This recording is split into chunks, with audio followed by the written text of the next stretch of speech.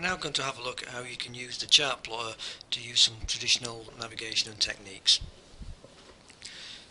Now, in my overlays over here, I have a fix that I've already plotted. So I'm just going to go to that, right click, go to, and go to that fix. And I just want to be able to plot on this a course to steer. I want to be able to plot out a course to steer to go up here and just leave this buoy to starboard. So I can do a line, make a line from there, or as I prefer is to do a right click. Now, right clicking gets the subtext menu, but you get a slightly different one if you right click on a other overlay. So this fix, right click on top of the fix, I get the options to change the fix, rename it, move its position, change it symbol, or add a comment. But I have this here, which is a new something or other, and I want a new line and I want a new ground track as my starting point. The buoy is about 5 and a bit miles away. I'm just going to go beyond that. There we are. Click to stop. Next, I want to add my tidal vector, so right click, new line, tidal drift, and let's say it's travelling at 1.7 knots. So you can move in, you can zoom in actually and be quite precise about this. 1.7 knots, click, and then the final bit is to actually create that arc, cutting the arc. So when you do the next line, new line, I have two choices. I can do a water track line, or I can do a line with an arc, and I prefer the line with the arc in the first place because that just makes it a little bit more realistic to real life on a paper chart. I'm going to estimate my boat speed at 5 knots in this one to keep it simple. 3, 4, 5, zoom in a little bit more so it's nice and precise. 5. So when I can zoom out, you can see there's your nice course to steer diagram, and I can now change that line type to a water track, so it matches exactly. You could have used the water track first way round, but the arc I find is a much tidier solution. And you can see just in there that it's 319 degrees true, 5 miles being our speed through the water. To work out what your speed over the ground is, you would normally, as you know, hopefully, measure that distance to give you an idea of the speed over the ground, and this is a 1 hour triangle. Just make it a little bit clearer for you. Just rotate that round. Highlight that. So there we are.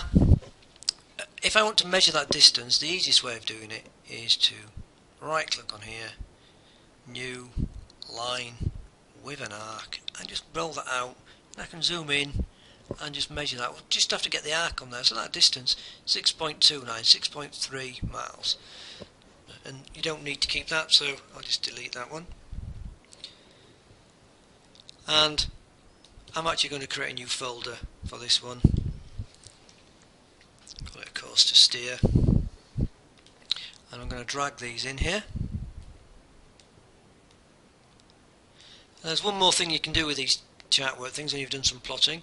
If you hold down the shift key and then right click on there, you can say mark as RYA overlay, and that's quite handy to distinguish things from the now greyed out navigation ones. These are very much a teaching tool. You see, if you zoom out, they stand out quite clearly, and you can remove that by holding down shift, right click, and that goes back to the greyed out version, which is more useful for navigation, less useful for teaching. Let's have a look at how you might do a 3-point or standing fix using the chart plotter. So we're in this area here and we've got 3 bearings from various objects. I'm going to say that one bearing is from the edge of this headland here. So let's plot that one first of all. Right click, bearing line, and let's say that comes up there. We have another bearing from this post over here, and so right click on there, bearing line, and the third one is the chimney here, and that crosses, and we're going to mark that as a point. Oops.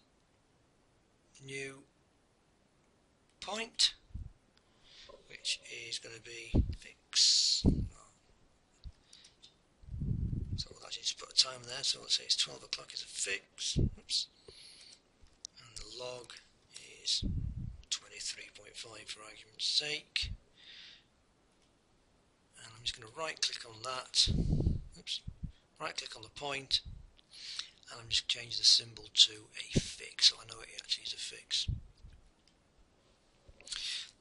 There they are in the overlay. I'm going to create a new folder for those. New folder, right click the new folder, we'll call that the fix. 12 o'clock. I'll bob them all in there. And the fix itself. But I'm actually going to hide the lines. Now that I've finished it, I'm actually going to hide the lines to keep my chart nice and clean. I'm now going to do an estimated position. I'll show you how we might do an estimated position. Starting from this fix that we had an hour ago, let's say. So the first thing within a estimated position is to mark out your water track first of all. So we need a new line water track. So the distance and direction that you've travelled in the last hour. So in this instance I'm going to say that I was travelling 4.7 miles that way. Do a little bit more. It's quite handy on a nice deep bit there. The next bit is my tidal vector, and I'll do right click, new line, tidal vector, and let's say I was going this way, the tide was pushing me that way. It wasn't very strong, it was only 0.8 miles. On a bearing of 330, which means that is now my estimated position 1 hour later. And I'm going to put a new symbol in there, new point, which I'll call my EP at 1300, with my symbol I'm going to change as an EP so I know what it is. And as is the way, I think we'll create a new folder for that one. New folder, we'll call that an EP. Drag all the points in. And actually I'm going to hide the lines I don't need anymore. My chart work is nice and tidy. Now I'm going to have a look at how you can mark up areas on the chart to indicate areas of particular interest, be it as a danger area or a safe area or an outer limit. So in this case there's a small island here, so it's quite small on the chart. When you zoomed out it's quite easy to potentially miss that it is actually a little island. So I'm going to add a new area, which I could do through these buttons here, but I'm going to do it through a right click, and I'm actually going to right click area, and you can be as detailed as you want with this, and working my way around.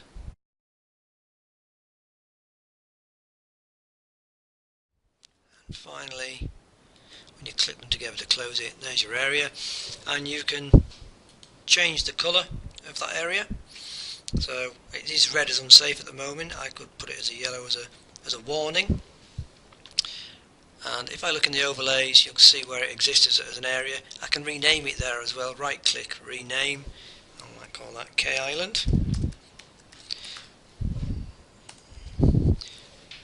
What I might also do is, if I right click on there, I might actually get a comment, and I might want to just keep outside a certain contour. So if we have a look at that, we've got the 20 metre contour there. So I might make a comment of no less than 20 metre contour, and then close that by clicking the button. So when I actually hover over there, it gives me a little bit of a hint of what it was I was worried about at that particular time.